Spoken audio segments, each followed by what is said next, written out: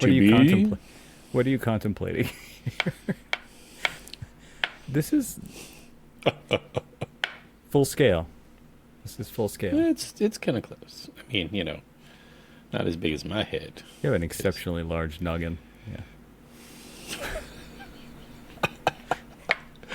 He's funny, isn't he? Did you just get the orange one to match your watch band? It's pretty. And funny Look enough, at you. You're color coordinated.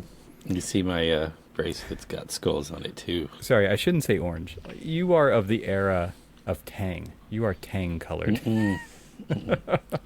What? No. Oh, guess what? Guess what season it is? Pumpkin spice. What does that say? It's too small. It's Screamin' Pumpkin Ale. So, wait, hold on. Fresh. Is that the sound bite? Yeah. That's the sound bite right there. I feel like I'm out of podcast practice here. You've been in the wilderness for a little while. I went off the radar. Yeah, I like drove off the ranch. Oh my goodness. You know what? It's pretty positive, back. but I'm pretty positive you needed it. Oh yeah, totally. And at the same time, like, it needed to be over after. Oh, not one of those. It's like, okay, this was fun. Well, okay, so my no one's gonna listen to this. In my family, I mean, there you go. I'm not doing this again. Like, my wife and I are done camping with kids. That's for sure. And like, they're not even kids anymore. They're not even kids. They're all grown adults. And yet they are. And yet they are children. They're all Are they? No, not all of them are legally adults. Yeah, they all are. I guess they all are. Yeah. On my side, they are. You still got one, but yeah, I've got one. But she acts like an adult. That's different. She acts like an adult, whereas yours and even my all legal drinking age children still don't act like adults. You know, when the children are ready to come home, like, yeah, it's time to come home, because you can't fight it. It's just like, you don't even understand the planning, the cost, the value of the experience. Right. To have that kind of an attitude, sir and ma'am, madam. And when you're stuck in a car, okay, so any guesses on my overall trip mileage? I kept track this time. I know that when we were talking about it with my trip, you were near I think you're like in the 2,700 range, but I'm gonna venture to guess to say around 4,200, just because. How'd you do that? That's pretty damn good. It was 4,150 miles. Because as a driver who drives all the time, I know what's planned. Yeah. And I know what happens. Right. And it's not quite double, but pretty damn close. Because you were pretty close on both accounts. Like just to get there and to get back, it's about 1,350-ish each way. So that's pretty close to that is 2,700, right? Yeah. And then there's the 4,200 that you came up with. So I'm wondering like how you did that, because that was because I do it all the time.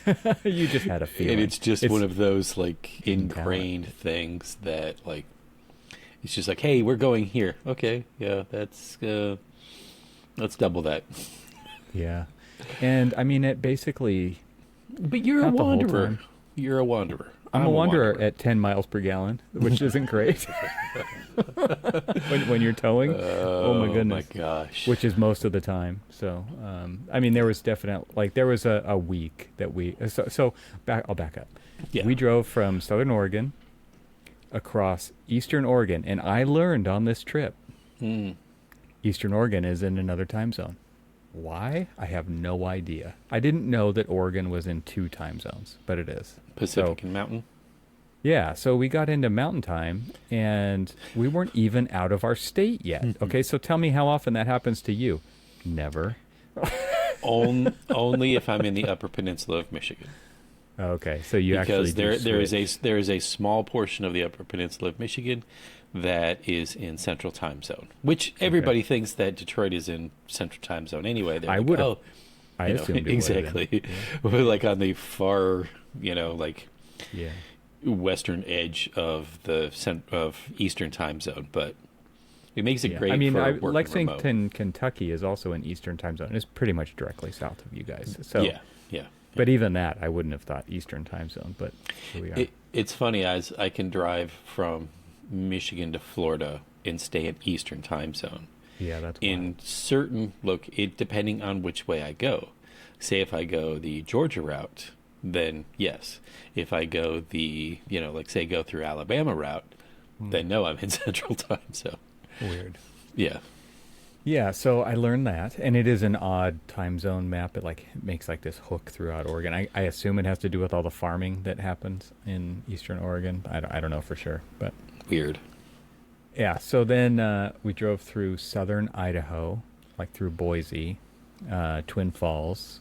Twin Falls is pretty cool. Nice. There's a bridge that people are legally allowed to base jump off of there. Yeah. And so everybody does, and you just go and jump. Like you just Did you? like there's no referee calling too much wind. Like it's all up to you. It's totally a legal base Did you jump. stop and watch? I did. I watched. I got a little video of somebody. You didn't do jumping it off. though. I didn't do it. Oh. So I sent a video to my friend who is a base jumper. Who like every time I climb a new rock, he's like, "Can you jump off of it?" And I'm like, "I don't know. That's not the kind of thing that I look up." And so I sent the video of the guy who jumped that I took. I said, of course, I'm sure you've jumped off this bridge. He sends me back. He's like, I've been here Thursday through Saturday, and I jumped 9 times. That's Okay. crazy. So there you go. Uh, So just missed him, I guess. But so the yeah. question that I would ask is why? It's a thrill-seeking It's a yeah. thing. I That's what- guess. yeah. And you got to prove how awesome you are. So then we drove through a little bit of Utah, but then all the way across Wyoming, basically. Oh wow. And let me tell you something about Wyoming. What about Wyoming? There are a couple good spots in Wyoming. A couple? And it's mostly very, very boring. So Oh. there's a lot of oil production and So it is really the- bad roads. Really bad roads. So it Terrible is the slightly more northern version of Kansas. Nothing against Kansas, but oh my God, it's flat, and oh my Yeah. God, it's boring. Yeah. Yeah. I've been to a couple spots in Kansas that were not flat nor boring. They were actually quite beautiful. You got to tell me where those are because I missed them. I'm struggling to recall what is the capital of Kansas? What is it? There's somebody can help us out here. Leave a comment. It's not 'cause I'm not Manhattan. gonna. No. No, I'm not gonna look it up right now. That's where it's beautiful. It's like lake Okay. country. It's rolling hills. Extremely beautiful. So I did a talk there for AIA Kansas, and Oh yeah, that's right. I got to That's do right. a fun little tour with somebody there, and it was quite beautiful. So I it's not forgot Kansas about City, just in case that was your guess. No, it's not. No, that. I've been through Kansas City, and the thing that you can see best from the interstate is the Chiefs Stadium. Right. And you're a huge fan, I know. So, yeah, Yeah, sure. a little bit of dead air there, Cormac. I'm a fan that the past 2 meetings of the Detroit Lions and the Kansas City Chiefs, Detroit won. So Wow. yeah. Oh, Swift wasn't there, I guess. So it's Topeka. That's where it was. I did look it up. Oh yeah, that's right. You were that. I remember when you went there. Yeah. Yeah. Obviously, it left an indelible mark on my head. Well, the landscape. The landscape. It was clearly did. amazing. Yeah, beautiful. So anyway, you're on a tangent. I didn't go through Kansas. I went through Wyoming, and then we got into South Dakota, the Black Hills of South Dakota. Yeah. So really far away, really long to get there. Extremely gorgeous, just beautiful. I mean, and so if you ever wondered, is there a spot in the Dakotas to go to, I'd highly recommend. Yeah. And there's so much to do there. We spent 8 days there, and we filled every day. And like my wife and I once again lamented the fact that we don't go on vacations. Mm-hmm. And I say that I've said that previously, like this was a good thing. And this time, I think we're just kind of like we needed to go get away. And what we did is we went on a trip, right? Which is what we do, because we're not likely going back to the same place again, right? So we did all of the things, and it's just kind of a grind at some level, and at another level, you're kind of glad you saw it all when you were there. So, not quite sure how I haven't fully internalized this yet, but so we both kind of hinted as we were kind of like in the mileage and all this other stuff that we're drivers, wanderers, and stuff like that. Mm-hmm. So my summer trip, I can see, I stumble across a few places that I definitely want to see again or explore more. Sure. Is there anywhere on your journey that you're like, yeah, we got to come back here? Yeah, I mean, there's two spots. I would go back to the Black Hills of South Dakota because there's so much more rock climbing I could do there. That was just I did a couple of routes and some boulders and stuff, and it was the highlight of the trip. And it's just like you can't even believe how many rocks there are to climb. So as a rock climber, it's like everywhere you look, it's like rocks. It's amazing. Nice. And really wonderful climbing. So yeah, for sure. But we did the Badlands. We did Jewel Caves National Park. We did Mount Rushmore. We did the Black Hills. We did tons of like little stuff. We did the Crazy Horse National Monument, which is absolutely insane project that they've been working on for like 80 years to do something like Mount Rushmore for Crazy Horse, which is a really cool and even bigger at an even bigger scale, which is really incredible. Trying to think what else we did. There was a bunch of little stuff. The one place that we didn't get to go that I would love to go would be Wind Caves National Park, and that was closed because they're installing an elevator. So you can't go in at all. And so we decided, like, because we couldn't have the full experience there, we decided to wait until when and if there might be a next time. So. But yeah, I mean, there's so much to do there. I mean, and I'm glad that we kind of planned it more than like 3 days, because I think we would have felt like we didn't get to experience all that it had to offer if we had a shorter period there. But I feel like we did really dang good. And we got to see the 47th annual Studebaker show, which I sent you a couple photos from. Yeah, that's in Custer, South Dakota, once a year. And I mean, we just happened upon that. It's not like I planned on that. We just saw it. I'm like, I need to stop there. Gotta go. To look. And they were incredible. That was super cool. Yeah, so a bunch of fun stuff. Every time I see a Studebaker, my father had a Golden Hawk. And I'm pretty sure that's what it was called. Yeah. And it was pretty amazing. I've got some photographs of it. But I always keep thinking, I'm like, I want to get one to kind of restore and honor him. But my gosh, every time I talk to somebody who has one, they're like, oh, it's such a pain. There was this truck, and I got the story from the guy, and like I'm looking through his photo book of the restoration, and it looked like he had it painted like 4 different times. And so I'm like, have you really painted it like 4 different times, right? It was this color, then that color. He's like, no, those were all donor trucks to make this truck. Yeah. It was a 4-to-1 truck. Yeah. It took 4 trucks to build one truck. He said the only original part on this truck, the parts are the engine and the transfer case and the frame. That was it. Wow. Everything else came from other vehicles to put that thing back together. So I can't afford 5 vehicles. Right. You got to have a place to put them. I don't even You got to think- have yeah. a place to organize all that stuff while you're kind of figuring this out. He said he bought another Studebaker truck to learn how to put together the truck that he was planning on putting together. Like, that's just a little That's psychotic. over the top. Yeah. So, yeah. But anyway, didn't you send me a picture of that truck?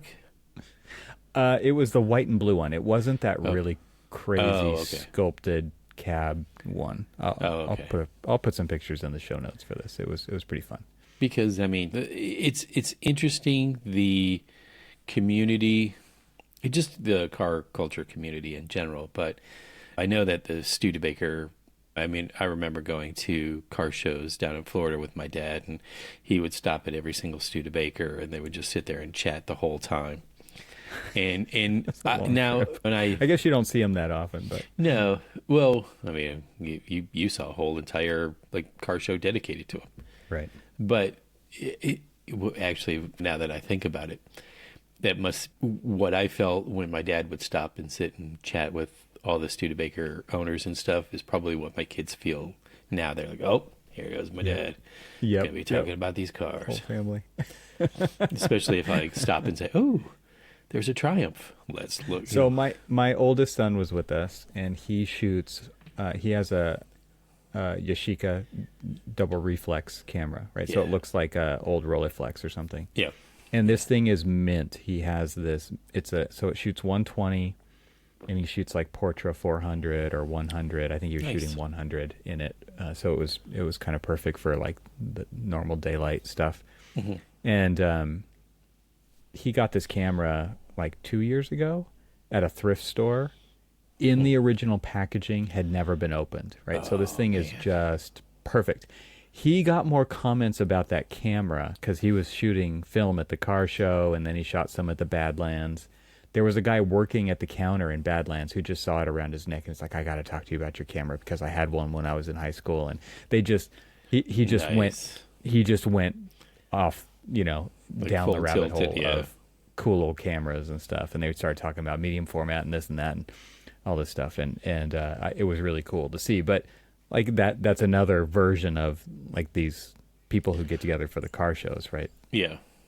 Well, funny you say that. I just had a conversation with a friend of mine from the Army that I haven't spoken to in 30 years.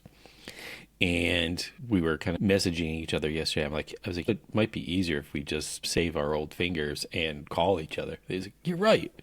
And so he did. And then 2 hours later, we hang up. But and he was just like, oh, I see all these pictures that you post, and I've been getting into photography and things like that. And so we just like fell down this rabbit hole of talking about cameras and film versus digital. And he was asking me about like what kind of kit I use and vice versa and stuff. And you're right. It's just like when you see somebody who's got like that the same kind of like passion or whatever that you have in it, you're gonna you make a new friend and a friend for life. Yeah. He also brought a 35 millimeter Minolta that I think he paid $60 for at a right there. You got one too? That's my dad's Minolta. Yeah.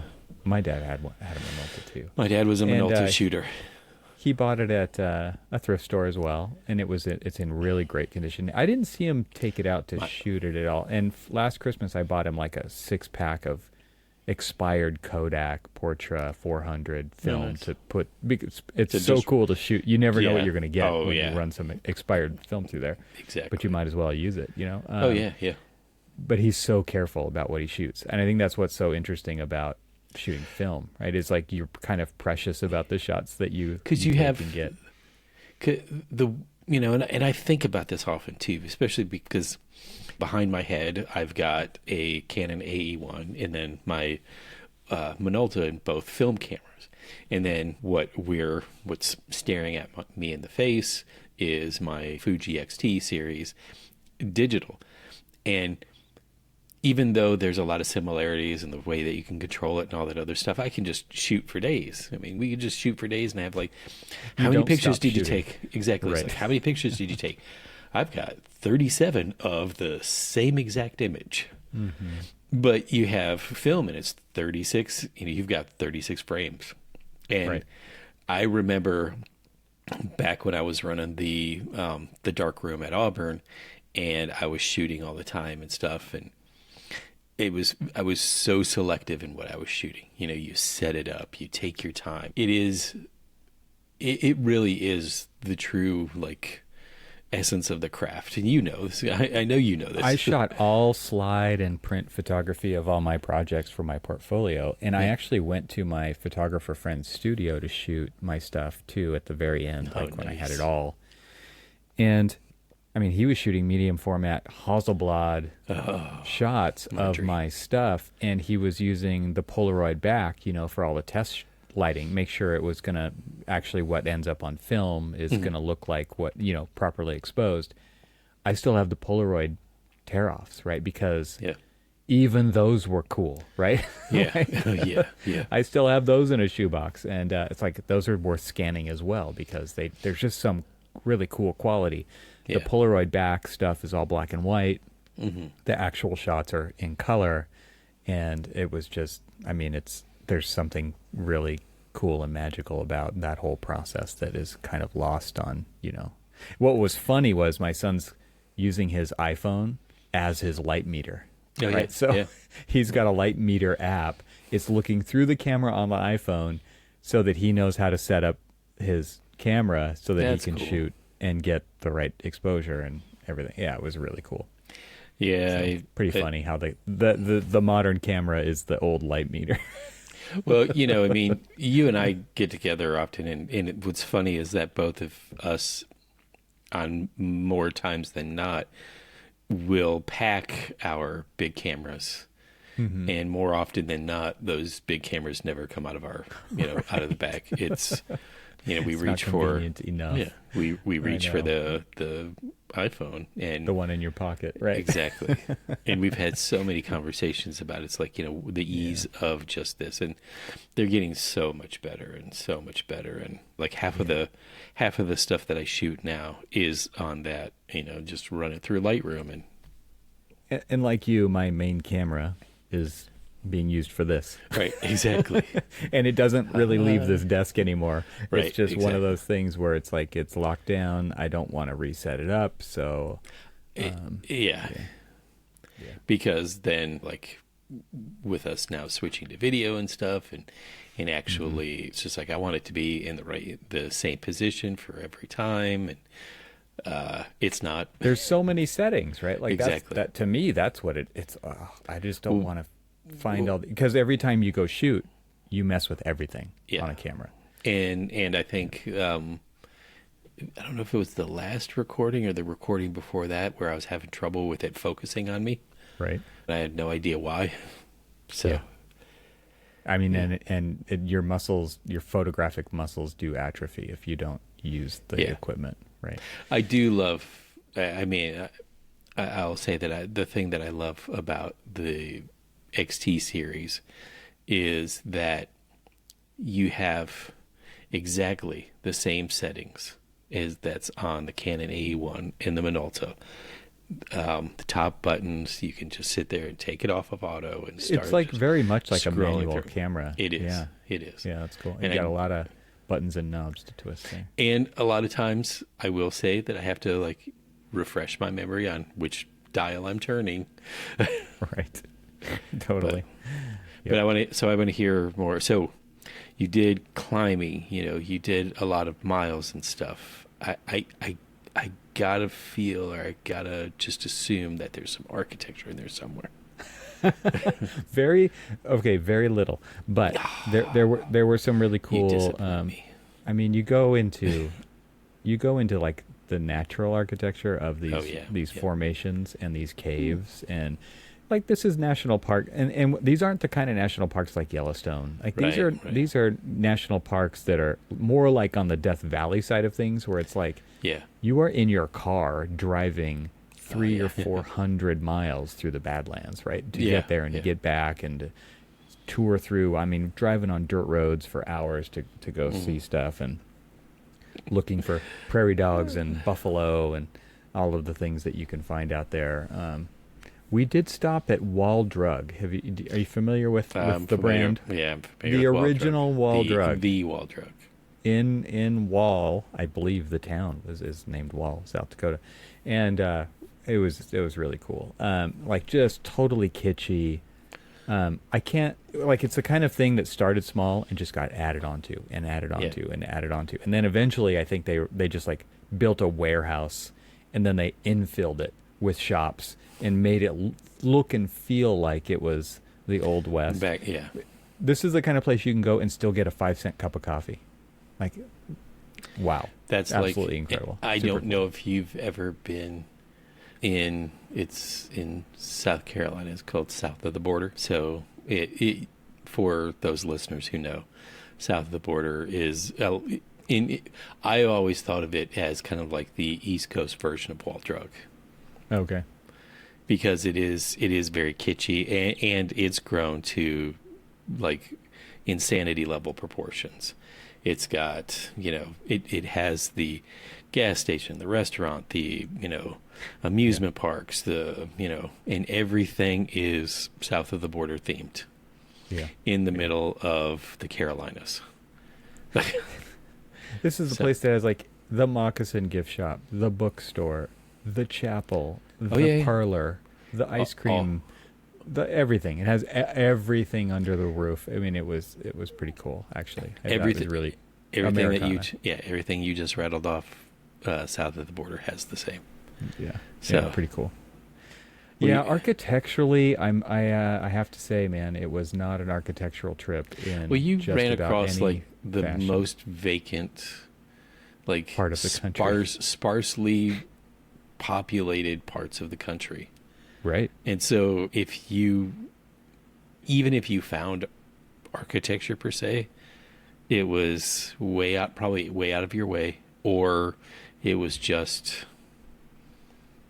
The coolest architecture that I saw was literally ghost towns, real ghost towns that were just abandoned. They used to be a roadside attraction, or they used to be a town on a highway, and they were so cool. Like we had to stop and photograph them, and that was to me kind of I love that kind of this is very much the Atlas Obscura kind of my ruins, I mean, and my youngest who was there, he was just like, how can I get into that that very unsafe building? Like, how can I sneak in there?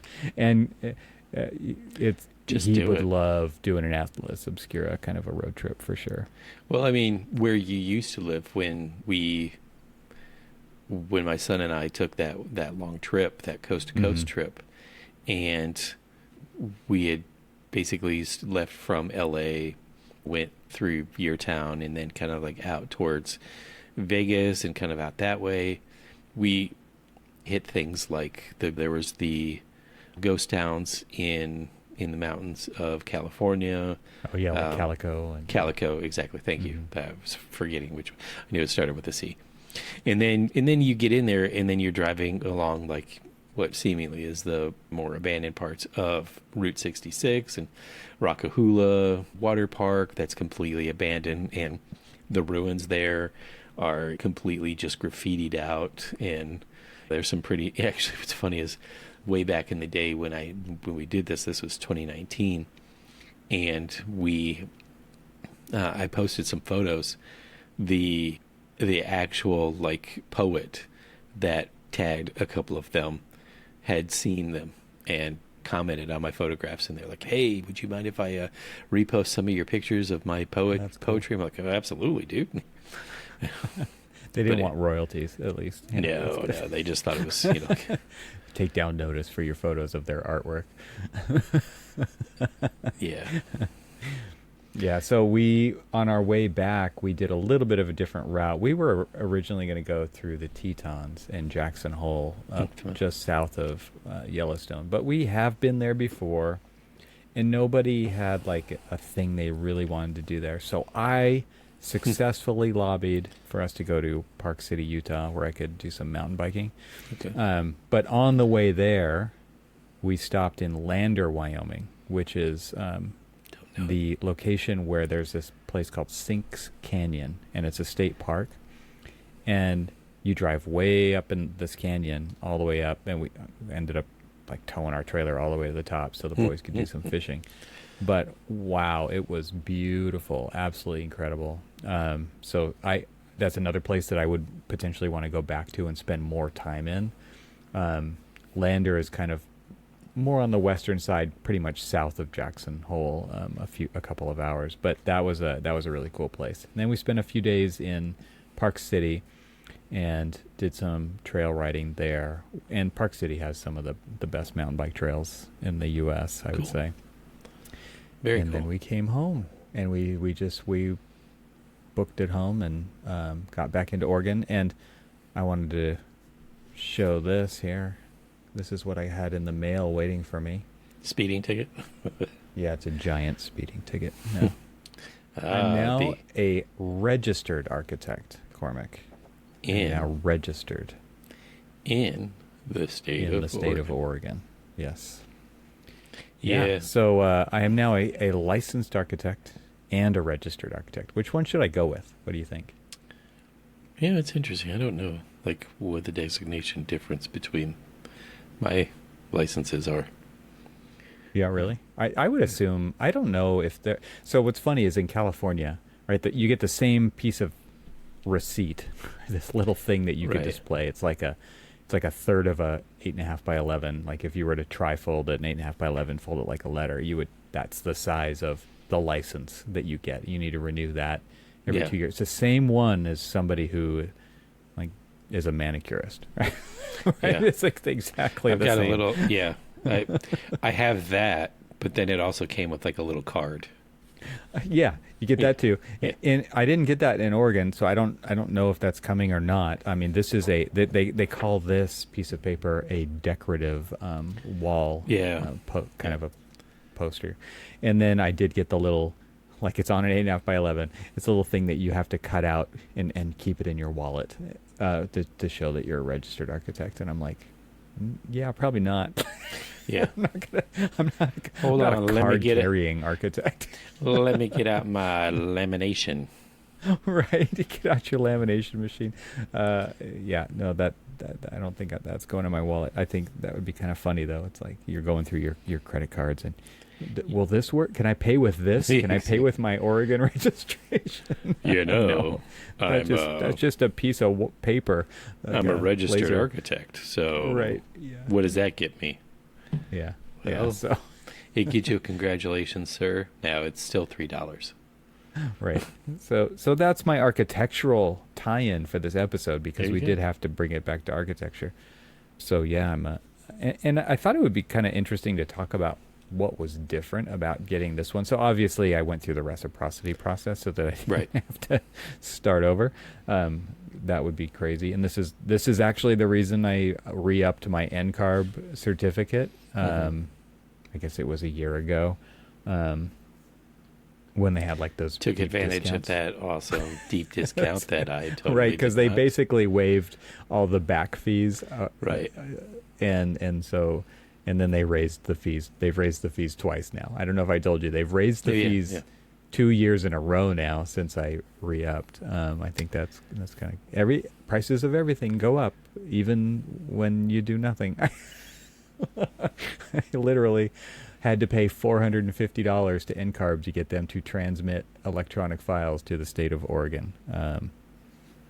Wild. That's just wild. I mean, on top of my membership, Is Oregon one of the states, because I know Maryland is, one of the states that you don't, or is it exclusively reciprocity through NCARB, or is there two different routes?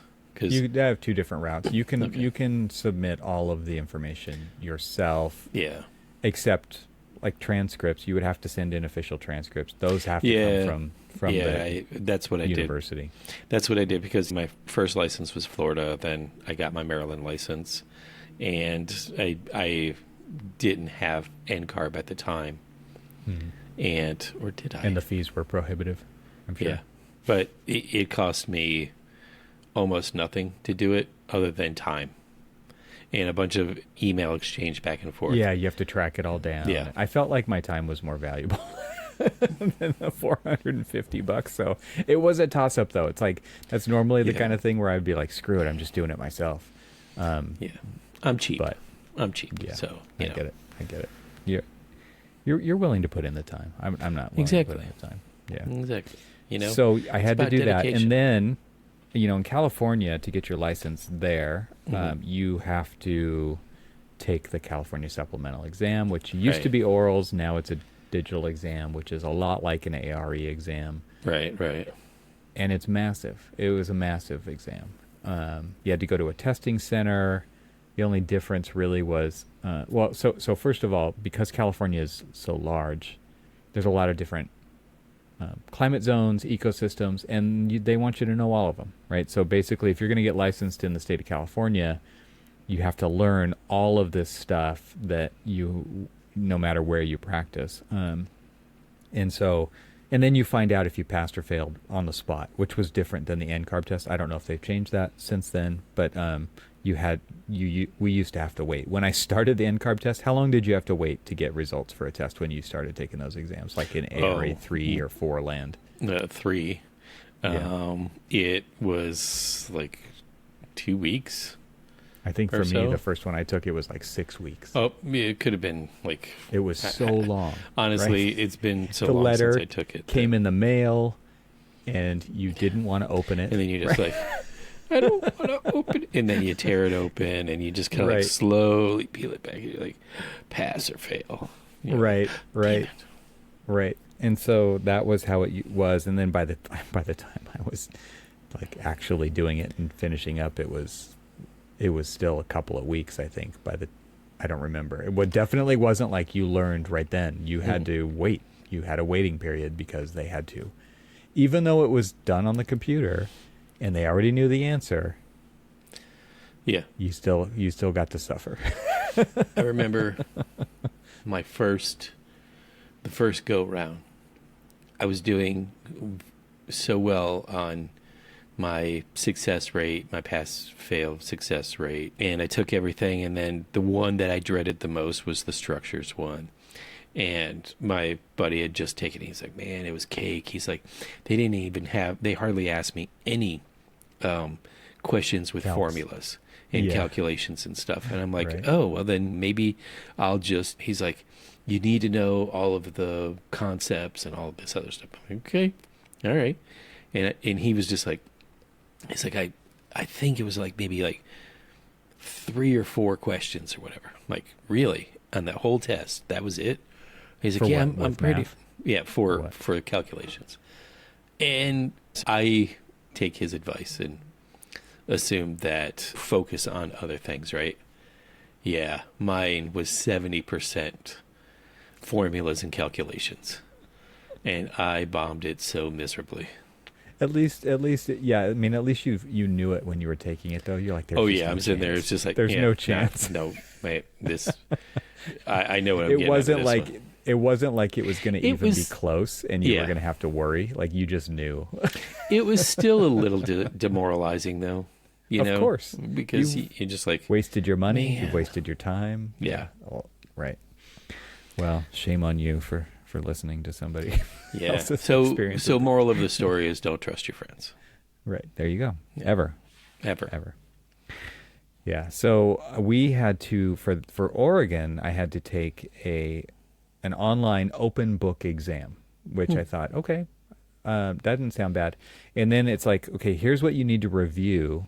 Here's what you should review. And it was they called it the jurisprudence exam. And it was basically all of Oregon's statutes pertaining to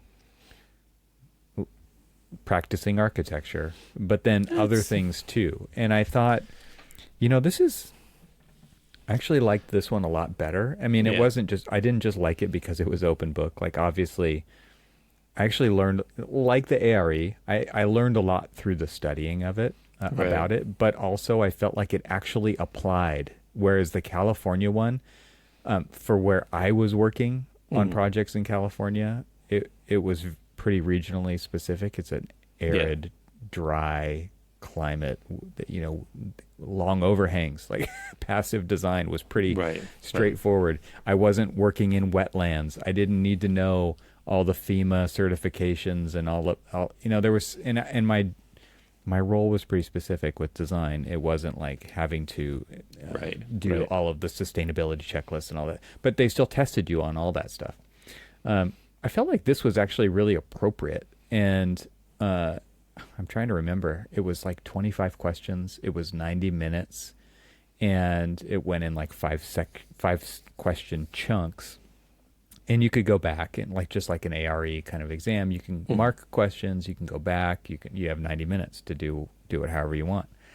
And you can obviously have the website up and you can use the find feature, but I think what was interesting about it was, they would ask you a question, you would mentally just try to figure out kind of categorically. So if it had to do with, like, they would even ask you about naming your firm or general registration questions, and like, because there's rules around how you can name your firm, and there's rules about all kinds of things, when it comes to practicing architecture. And again, like, it just kind of forces you to know that stuff so that they can enforce it, right? Because there's, how many of us have actually read the Architects Practice Act, like, who practice architect? Even if you're not a licensed architect, you work in a firm, you're working on projects as an architect, basically. Like, nobody knows that stuff. Like, sorry, like, that's the truth. Like, you fall under the liability of the firm, not yourself, right? Yeah, that's a long conversation that we could have. It is. Because... Yeah, anyway. But you have a risk management team in a large firm. Like, you have lawyers. Like, they have all this stuff, and you're. I mean, that's how it actually operates. But they in Oregon, they are actually asking you questions about that to obtain your registration, and, which I thought was that's good. It was nice. It was not bad at all. I mean, at the very least, because we were having a conversation about licensure upon graduation and things like that, and how there are some things that you can prepare yourself for when you're legally able to practice, right? Although you're just graduating school and you don't have some of the practical experience. In things like that, though, forcing somebody to study, if you're sitting for the Michigan exam and studying the statutes to practice for your Michigan licensure as well, you're getting your licensure, but then, everybody puts their record into a state. Mine was the state of Florida. And so when I passed the exams, I would be a practicing architect in the state of Florida. And to have a supplemental that said, okay, you're now legal to practice architecture in the state of Florida. What does that mean? And what are your responsibilities for practicing in the state of Florida? I love that. Honestly, that right there is probably the most applicable, like, I was gonna say appropriate. It was appropriate.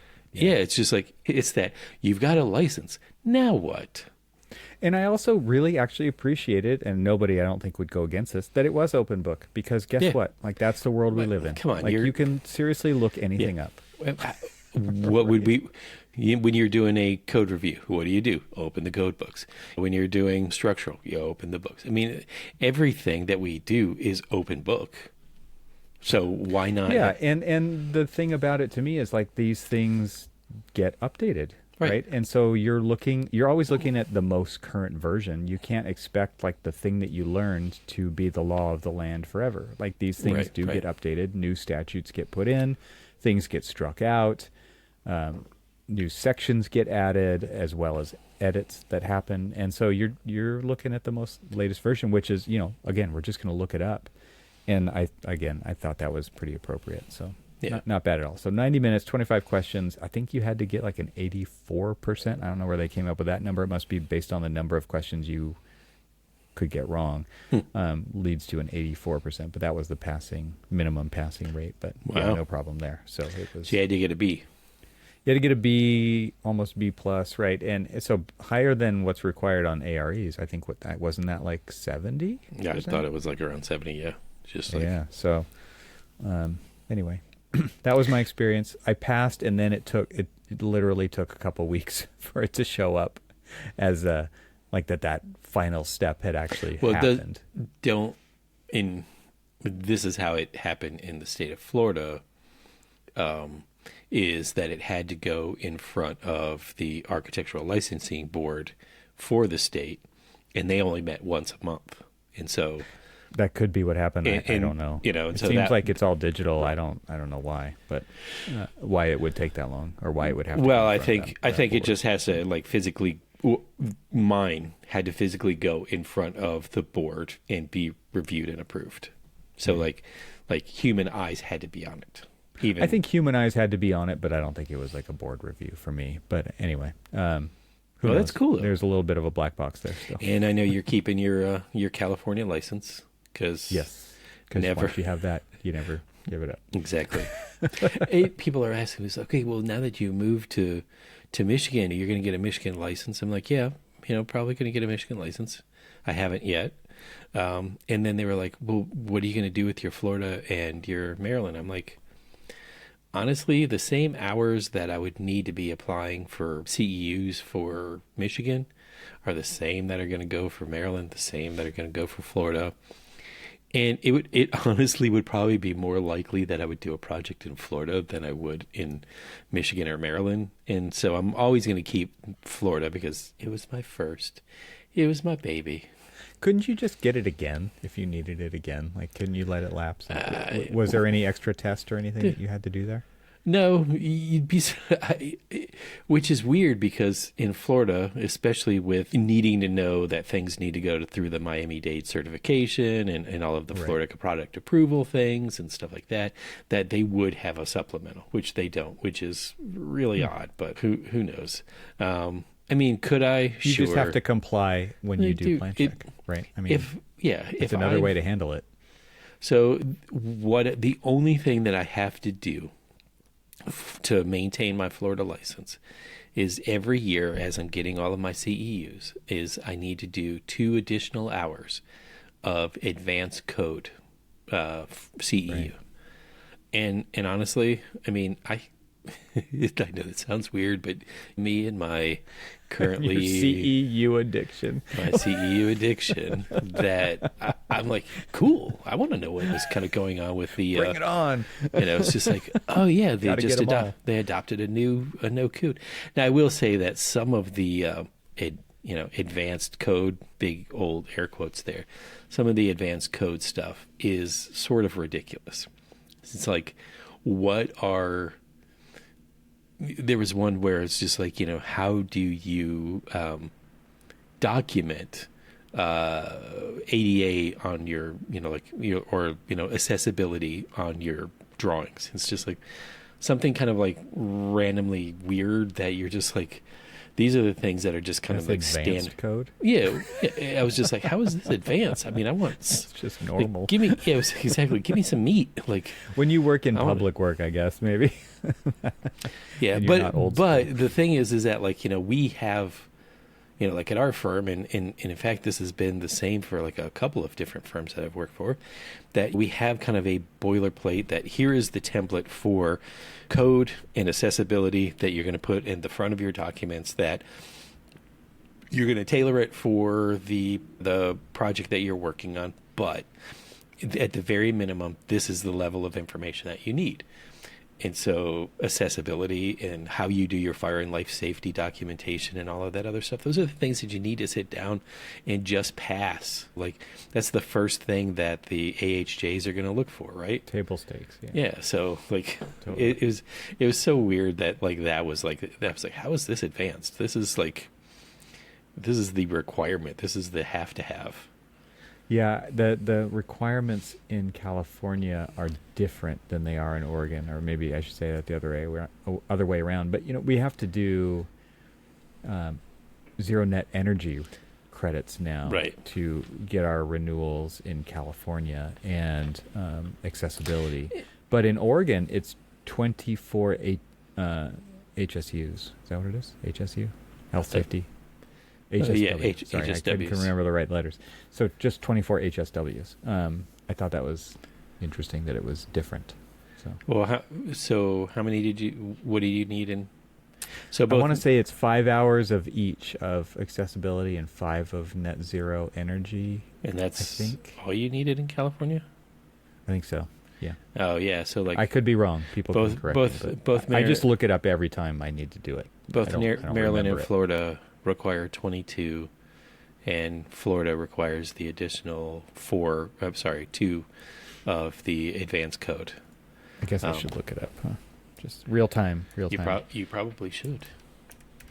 Because I think it's this is an even year, so I don't need to worry about it for one more year. But you're doing your CEs all the time, and I like bundle them all together and CEUs all the time, every time.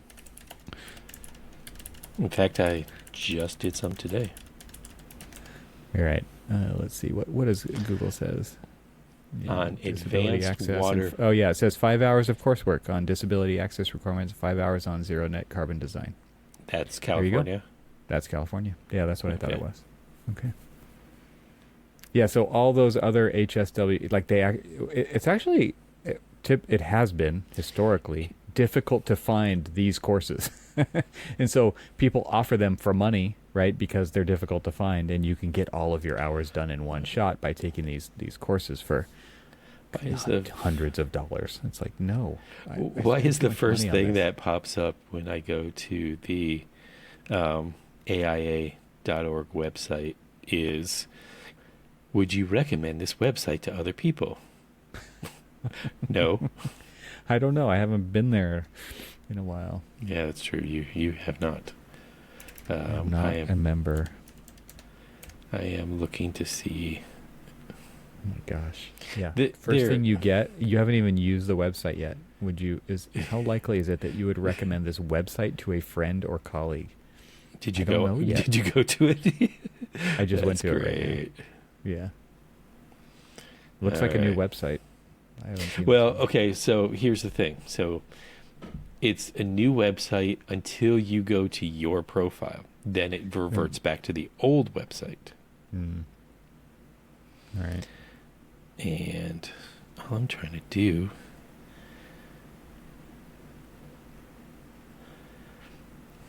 Okay, so Get some more Yeah. dead air here, Cormac. What are you doing?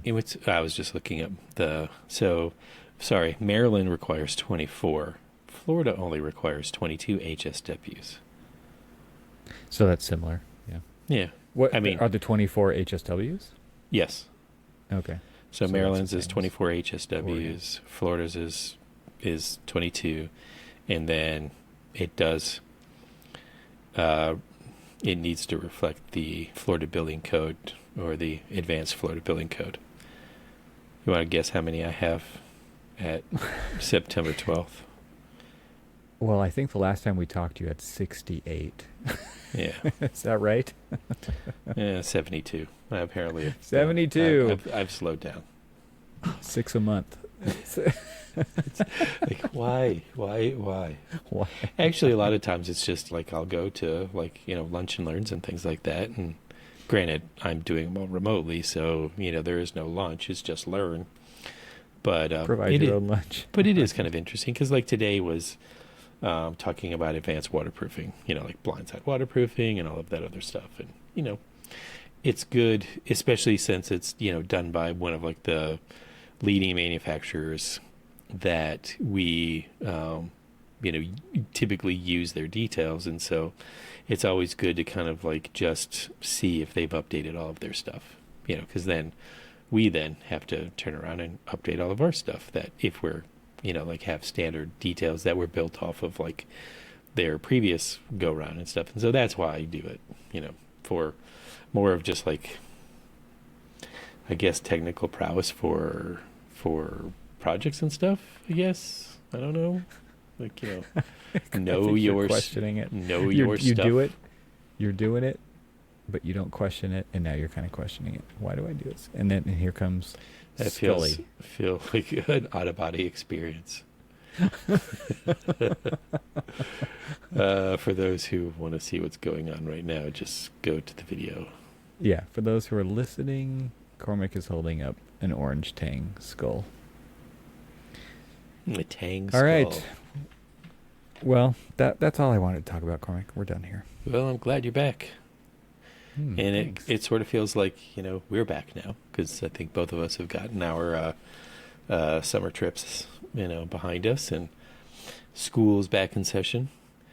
And maybe next time we'll talk a little bit more. Now that I think the last time we talked about school, I hadn't actually started with Right. the students. You had just done like faculty meetings and stuff. Yeah, Planning. and so now I'm at week 3. So the next time we'll talk will be week 4, and we can talk about how people reacted the mid semester whatchamacallit, reviews. Yeah, those. Okay. Reviews what already.